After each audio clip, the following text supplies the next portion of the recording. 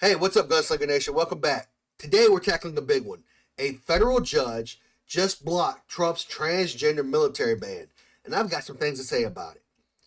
As a Marine veteran, I know firsthand that the military is not a place for social experiments.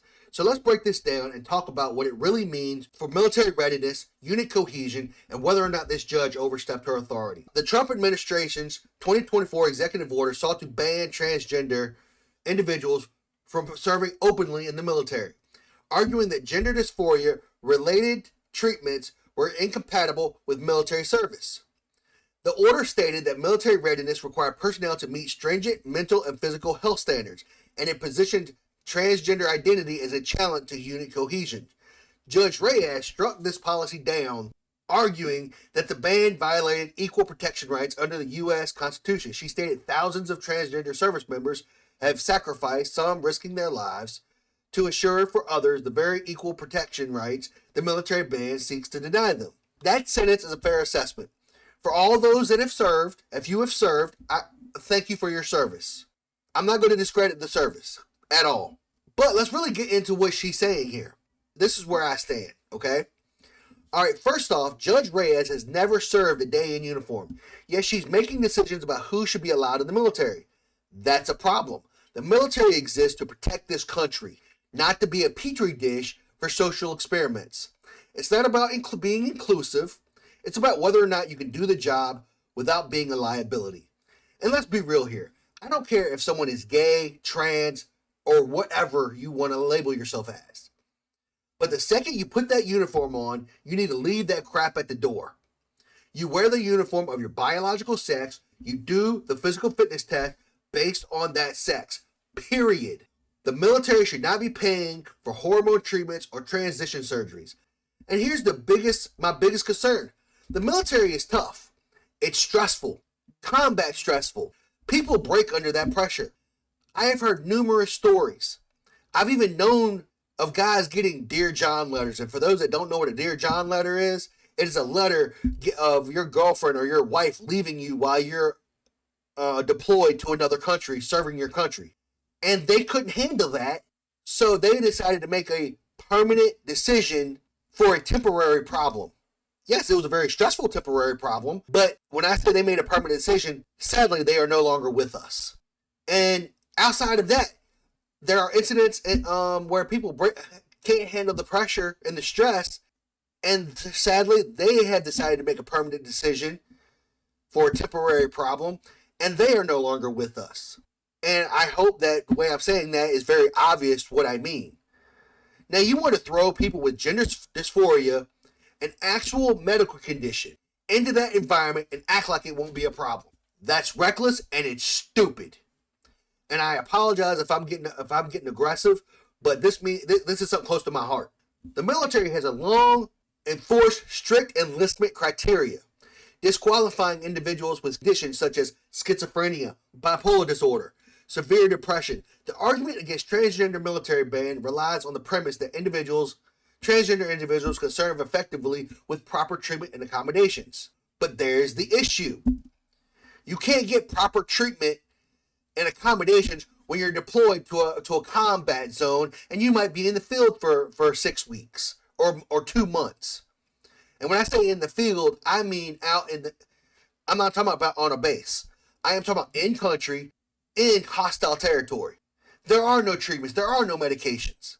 You're probably sleeping in the bush. But if this ruling, and what this ruling says is all means all. But where do we draw the line on this? If someone has schizophrenia or severe PTSD, post-traumatic stress disorder, do we really let them in too? This isn't about discrimination. It's about maintaining military standards and military discipline. I have served with great people who happen to be gay. But guess what? I never knew. I didn't have an inclination or a clue that these individuals were gay until we were all out of the service. That's when they started showing it on their Facebooks. That's when they started showing it in their lives. But when they were in the service, they maintained military professionalism, military discipline. They were professionals at all times. And they kept what they did at home. And that's the way it should be. And here's a list of disqualifying military disorders.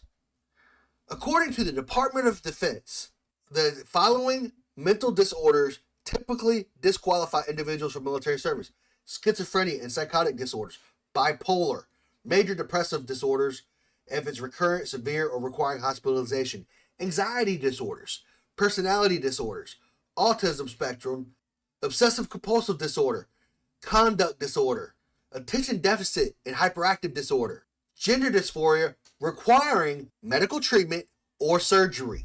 That says it all right there. And substance use disorders, including drug or alcohol dependence.